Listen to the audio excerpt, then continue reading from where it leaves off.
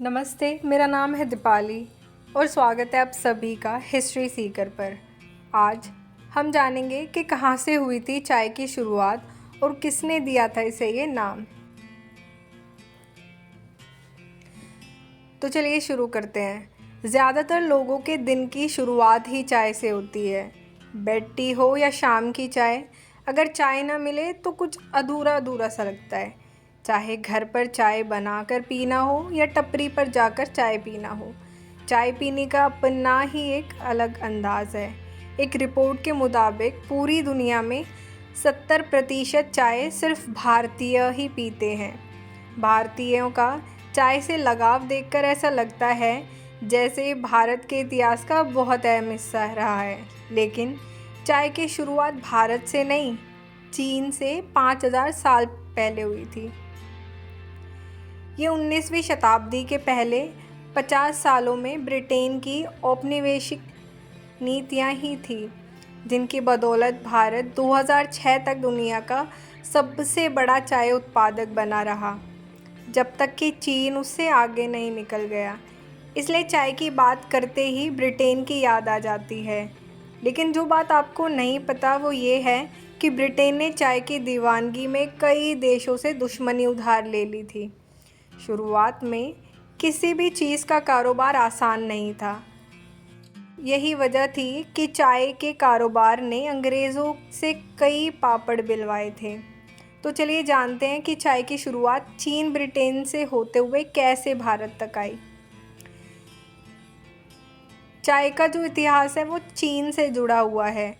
प्रचलित कहानी के मुताबिक 2732 बीसी में चीन के शासक शेंग नूंग ने चाय की खोज की थी।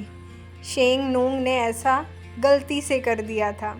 दरअसल हुआ ये था कि एक बार कुछ जंगली पत्तियां उनके उबले पानी में जा गिरी।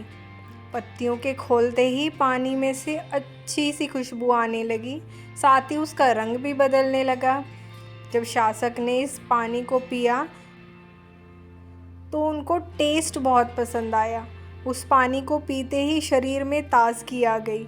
उन्हें लगा जैसे उनके शरीर का हिस्सा एक लिक्विड की खोज कर रहा हो। इस दौरान शेंग नूंग ने चाय का नाम चा आ रख दिया। ये चीनी अक्षर है जिसका मतलब है परखना या फिर खोजना। हालांकि 200 बीसी में चीन में ही एक और शासक ने इसके लिखने के तरीके में बदलाव नहीं किया और इसका नाम चा आ ही रखा। एक कहावत है कि अंग्रेज़ आए और अंग्रेज़ी छोड़ गए। वैसे ही एक कहावत गांव में दादी नानी के मुंह से सुनी जा सकती है कि अंग्रेज़ आए और चाय की लत लगा गए। दरअसल चाय का किस्सा ही कुछ ऐसा है।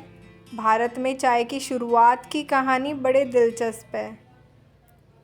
दरअसल गवर्नर जनरल लॉर्ड बेंटिंग 1834 में जब भारत आए थे तो उन्होंने असम में देखा कि वहाँ के लोग चाय की पत्तियों के साथ उबालकर पानी पीते हैं, जिसे वो दवाई की तरह इस्तेमाल करते थे।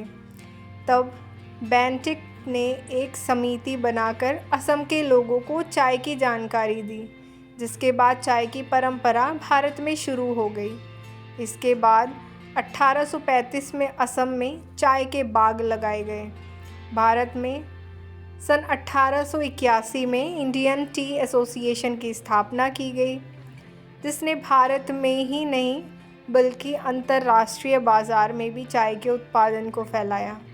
बाद में यही चाय अंग्रेज़ों के इनकम का ज़रिया बन गई थी, जहां चाय उगाकर वो इसे बड़े पैमाने पर विदेशों में भेजते थे।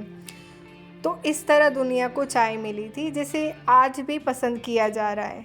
साथ ही इसका प्रचलन भी बढ़ता जा रहा है। समय के साथ चाय के साथ नए नए एक्सपेरिमेंट भी किए जा रहे हैं। तो ये थी चाय की कहानी।